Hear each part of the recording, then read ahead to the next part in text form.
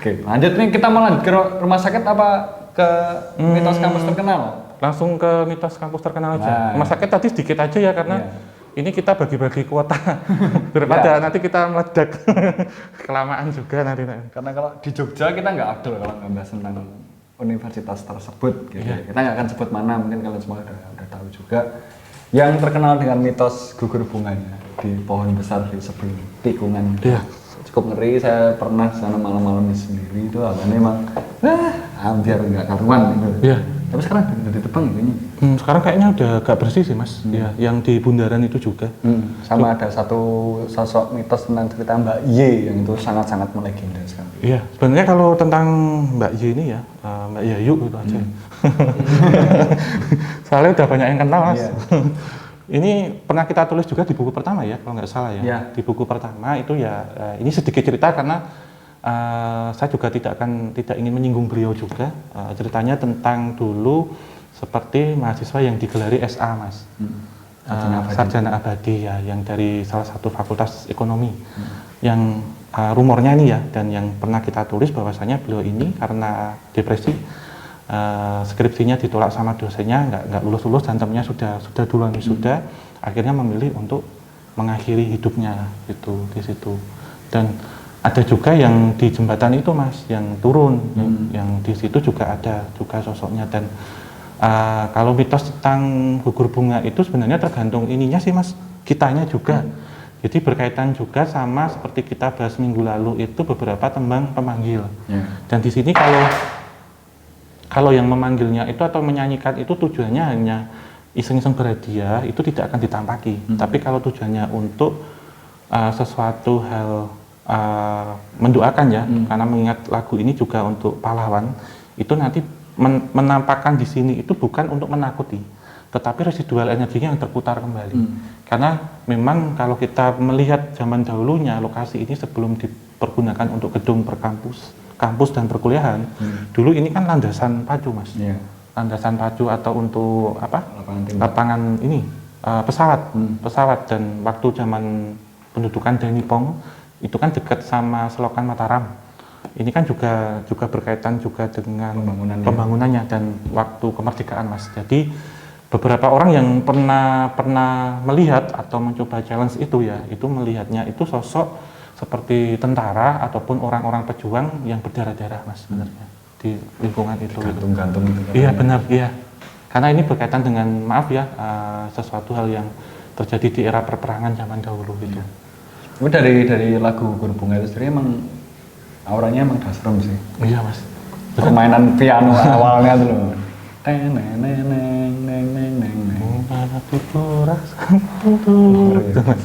Bayangin malam-malam lewat sana loh. Kamu udah pernah belum? Pernah mas. Pernah. Iya tapi saya nggak pernah ini sih, kan ini tuh. Telah gugur pahlawanku. Dani. Keren, ngeri. Tapi kalau kamu yang waktu lewat sana malam-malam pernah lihat sesuatu? Kalau melihat iya mas. Jadi memang di sekitaran itu ya, ini maaf sekali ya, memang ada beberapa jasad-jasad yang dulu belum disempurnakan. Jadi dimakamkan asal dikuburkan di situ mas. Dan ini juga tadi sudah saya singgung, kita singgung itu berkaitan dengan peristiwa-peristiwa perjuangan zaman dahulu sebenarnya. Simbol perlawanan sih, lebih perlawanan iya. Dan sebenarnya tidak bisa yang dikatakan ini horor ya, tetapi kita ke sana itu sebenarnya mengirimkan doa atau mengenang kembali para syuhada, pahlawan-pahlawan kita yang no name, tanpa nama mas. Jadi pahlawan itu sebenarnya banyak. Dan yang ada di bundaran ini sebenarnya pahlawan-pahlawan tanpa nama mas.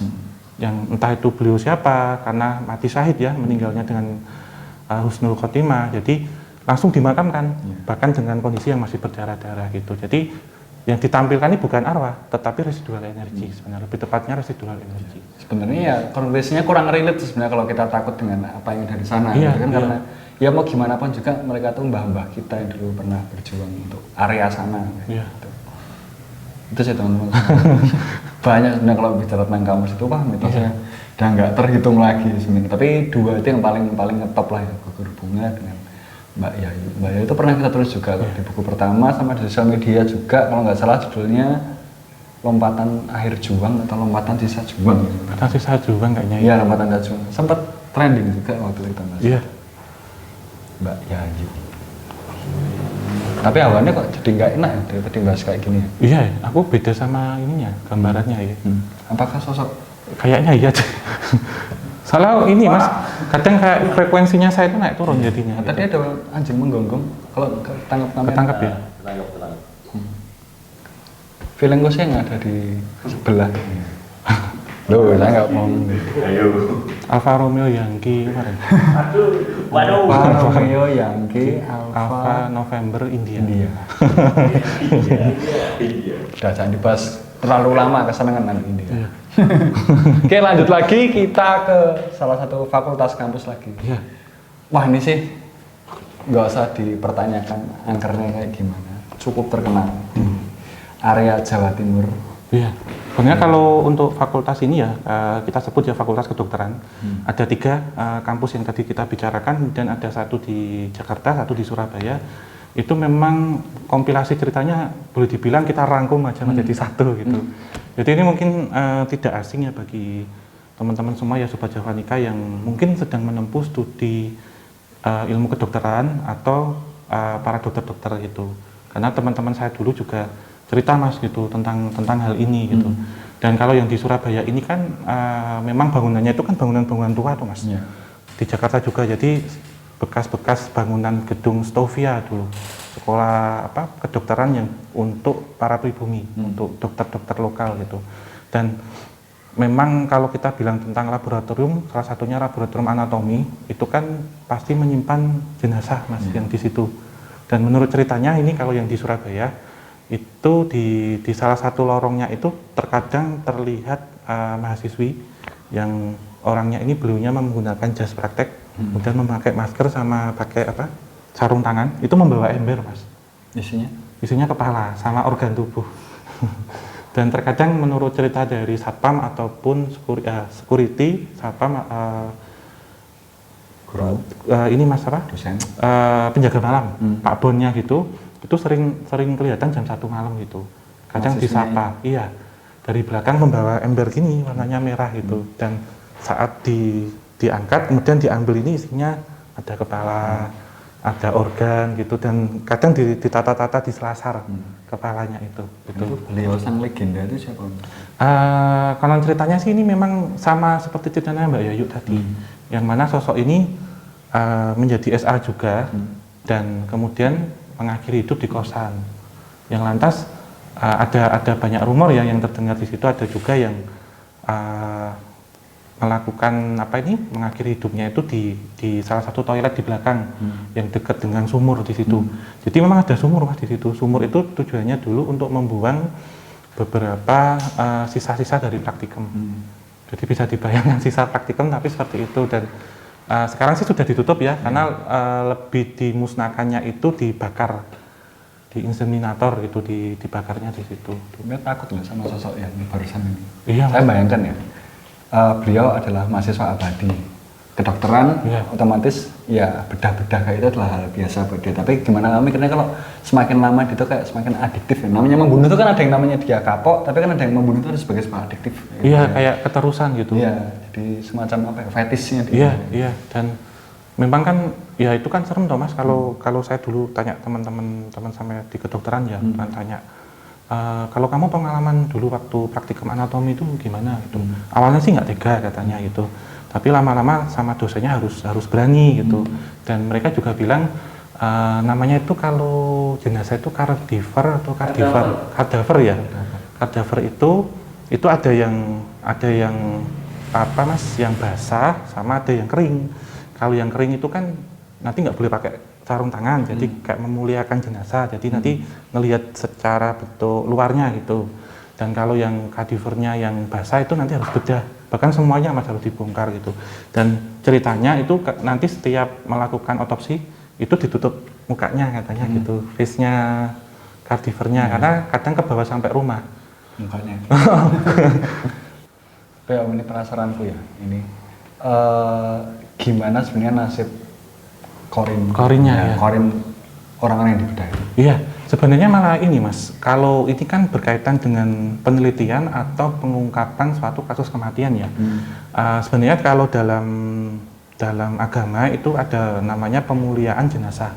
Tapi di sini kalau kita lihat ya memang tidak tega ya, tapi jenazah yang ada di sini itu kan mengalami beberapa kasus yang tidak diinginkan, termasuk beberapa dokter spesialis forensik atau yang mengotopsi itu mendapatkan informasi tentang kejadian-kejadian ini gitu. Seperti contohnya kasus jenazah yang dimutilasi. Jadi saya dulu kan teman-teman di kedokteran itu kan kadang ini loh Mas, ngirim-ngirimin foto gitu ya. Kadang bilang, kamu mau ini enggak, mau puasa enggak, puasa apa sunnah gitu. Nah kenapa kamu lihat ini gitu foto-foto biar nanti nggak doyan makan gitu. Wah lah saya dikirimi gitu Mas, waduh ini. Tapi jangan sebar-sebarin kan dulu sempat ada di ini juga tuh di rubrik itu juga disturbing picture.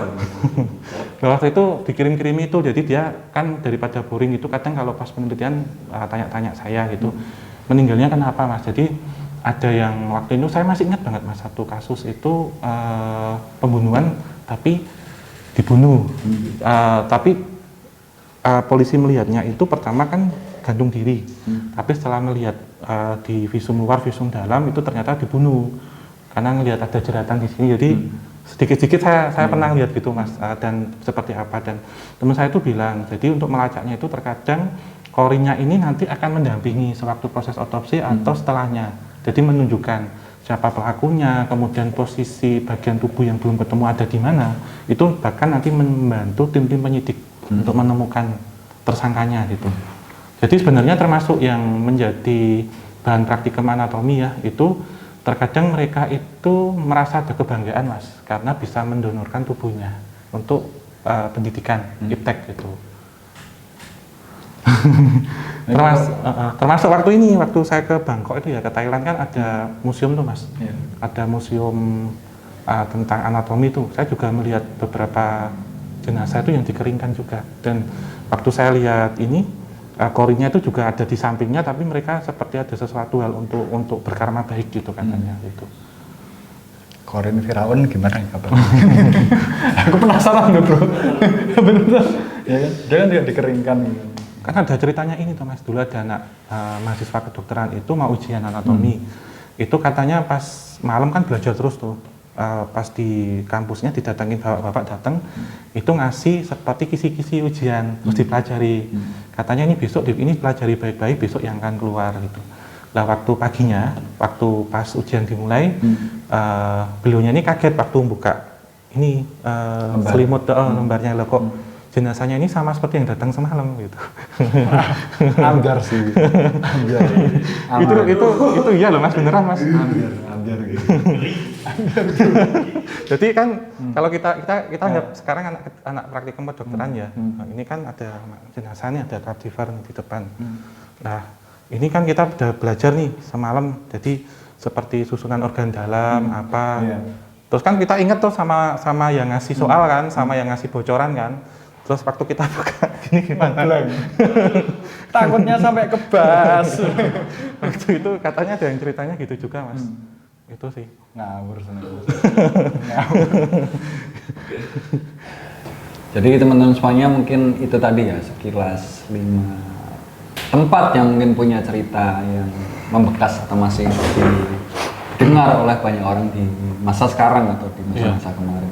Ceritanya masih abadi. Mungkin nggak ada. Sebenarnya kalau kita bahas tentang cerita-cerita sebenarnya masih banyak, mungkin tidak terhingga mungkin, apalagi tentang sekolah. Terakhir bisa disampein ke rumah sakit itu kan, rumah sakit nyeri jadi keinget rumah sakit yang di Bandung. Iya, yang kita malam-malam jadi cerita itu. Tadi rumah sakit yang terkenal ya. Ini juga kita bahas pas momennya kemarin habis ini ya Mas, hari apa? Pendidikan Nasional ya, tanggal 2 Mei ya kalau tidak salah ya. Iya. Dan ngomong-ngomong tentang ini, sebelum nanti kita closing, ada sedikit pesan yang setelah kita rangkum dari semuanya ya, yaitu tentang cuplikan saat amanah penobatan Sri Sultan Hamengkubuwono ke-9 pada tanggal 8 Maret tahun 1940. Cuplikannya dalam bahasa Belanda, Al heb ik en uitgesproken vertelse of Woeden gehad, toch ben en bleef ik in de allereerste plaats Javan. Yang artinya Mas Genta, Apa? Kamu aja Walaupun saya telah mengenyam pendidikan barat yang sebenarnya, namun pertama-tama saya adalah dan tetap orang Jawa. Jadi kesimpulannya adalah wong Jawa jalali Jawane. Ya. Sepinter-pinter apapun kamu kayak gitu. Walaupun sudah sekolah ke Belanda, sekolah ke Amerika, ke Australia, tapi kita juga tetap orang Jawa. Ya. Gitu, Mas ya. Mungkin akhir kata Mas Genta? Ya, akhir kata terima kasih sudah mendengarkan pembicaraan kita. Singkat nih, cukup singkat dan mungkin agak ngalor ngidul. Nggak tahu kenapa ya. Sepakat ya Om, hari ini Omnya nggak enak. Iya, enak. Iya, soalnya ini juga frekuensi saya terganggu juga. Dan kalau cuacanya panas itu sebenarnya bukan tidak ada angin atau apa ya, memang energi yang dikeluarkan justru kalau kita diem gini itu justru lebih besar dari waktu kita ke lokasi, Mas. Karena kan kita pakai metode kayak eagle, jadi mata elang gitu, melihatnya dari jauh gitu, meropong. Ya. Penasaran tuh sih yang dari belakang ini minta diceritain. Iya benar, tapi kita nggak bisa cerita hari ini ya. Nanti kita omong setelah ini aja. Memang ada sosok banyak ya setelah di belakang beneran. Datang sendiri Mas. Iya. Ini ada angin dan masuk ini beneran. Iya. Botol. Jadi gitu teman-teman semuanya ya. Terima kasih sudah nonton video kita. Dan tentunya like kalau kalian suka. Bagikan kalau memang video ini bermanfaat. Bermanfaat banget.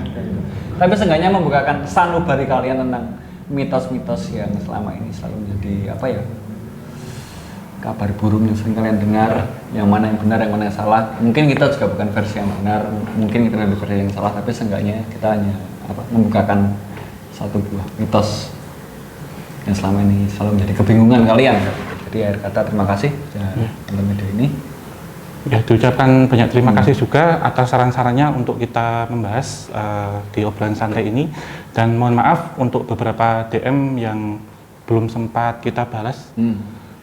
Salah satunya beberapa DM yang saya baca. Saya juga menjadi adminnya sekarang. DM tentang surat cinta yang ditujukan untuk Om Hao. Yang bacanya Ada. Mau disampaikan. Ini untuk siapa saja ya, terutama untuk Mas Genta gitu. Karena ada gitu. Nggak punya Instagram. Ya mungkin berpantun ria dulu Mas. Ya. Harum dupa, harum melati. Apa? Asik. Channel KTJ ya yang selalu dinanti. Wih. Cakep. Penonton. Masa air itu. Oke, akhir kata salam rahayu, sagung dumadi. Wabillahi taufik wal hidayah. Wassalamualaikum warahmatullahi wabarakatuh. Terima kasih.